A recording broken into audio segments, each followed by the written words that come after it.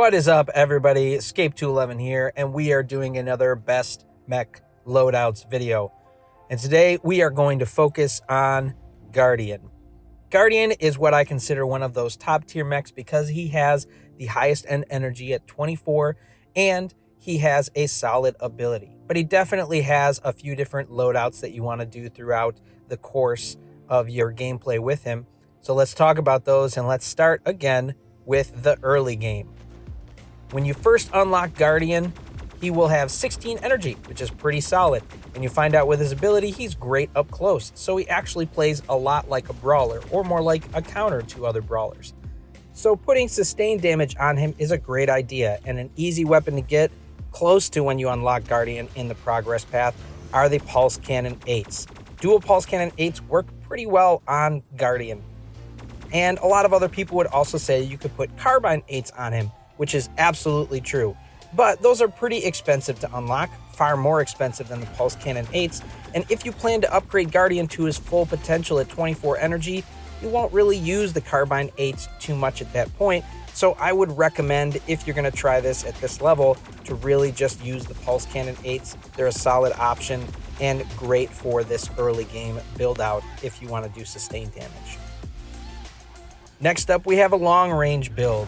Dual Longarm 8s at 16 energy for the early game on Guardian is a pretty solid option. Now, of course, with long arms, you want to keep that long range to get the max potential out of your damage.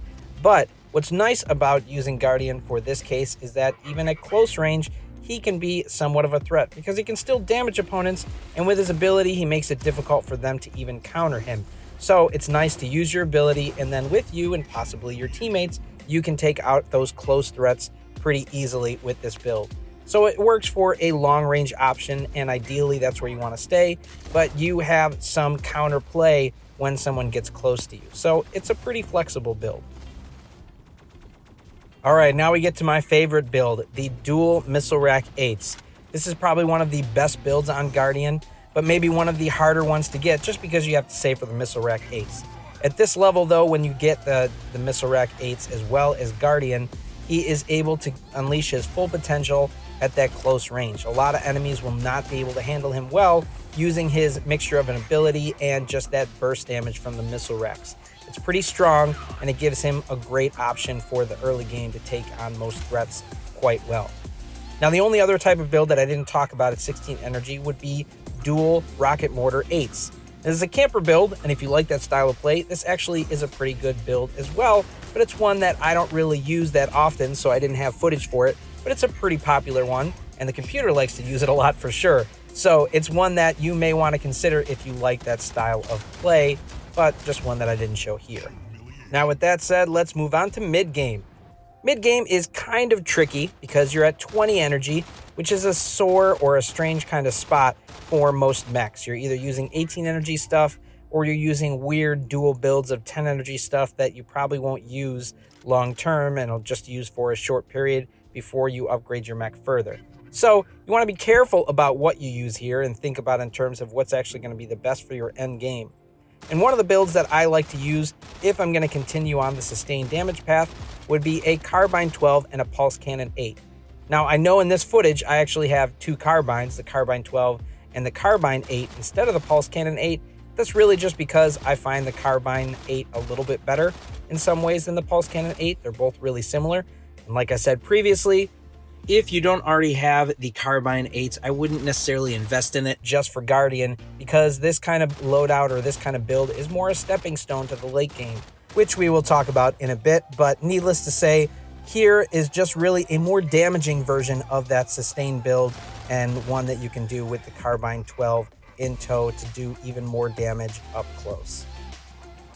All right, so next up we got the long range build, and again we're with the long arms, this time with a long arm 8 and a long arm 10. We don't really have a way that we can max the 20 energy easily with this kind of long range build, so this is something that you can do here as well, which is pretty effective in my opinion.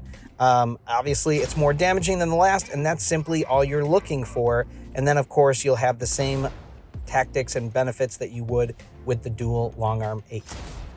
Now again, another long range camping option that you could do would be the rocket mortars, and in this case it would be a Rocket Mortar 12 with a Rocket Mortar 8 to maximize your 20 energy that you have here. This will work the same as the dual Rocket Mortar 8s, but it's just going to be more damaging. And it's not really that bad of an option. And if you're planning on going with the camper build, then the 12 is something you're going to want to get to invest into for later on at the end game. So speaking of that, let's move on to the end game. At 24 energy, Guardian is a beast. And once he has maxed out his energy, a great option to do if you enjoy sustained damage would be the dual Carbine 12s. Yeah, this will probably be a long game to get to, as it's hard to unlock this weapon as well as maxing it out, but I don't think you'll be sorry.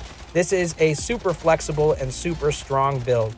And for Guardian, the ideal range of the Carbine fits exactly with his ability. So if anybody tries to get close to you, namely those brawlers, you should be able to destroy them before they can even get as much as a shot on you.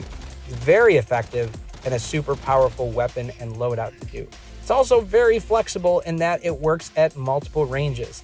And it's super good on just about any map that you choose. It doesn't have many limitations at all. Maybe not the strongest weapon out there, but it's very strong. And given its level of flexibility, it's something I enjoy using a lot. I really think it's super effective. So for long range late game, we have the Longarm 8 and the Railgun 16. This was the obvious progression, of course, because the Railgun is the premier or the end game style of long range weapon that we have. So it makes sense to have this on your Guardian because he'll be great for this kind of loadout. And what's nice about the Railgun is if anyone tries to get too close to you, it doesn't have a minimum range requirement. So you can pop your ability, disable them, and be able to hit them with a couple Railgun shots to the face that they probably won't do too well to survive against. It's actually quite a good build. If you've done the other build that I mentioned for the Panther, this is very similar in how you play it, but it just has a little bit different usage with his ability and his speed, but it plays very similar. So again, we talked about how the long range build camper style would be the Rocket Mortars, and again, it would be the same here. The Rocket Mortar 12 dual copies you would run of that if you wanted that camper style build. Again, not something I run, but it is very powerful if you like that style of play. Now, last up, we have a fairly new build to me, but one that I'm kind of excited about. I think it's a really fun build and one that seems a little more budget friendly than going for the Carbines or the Railgun.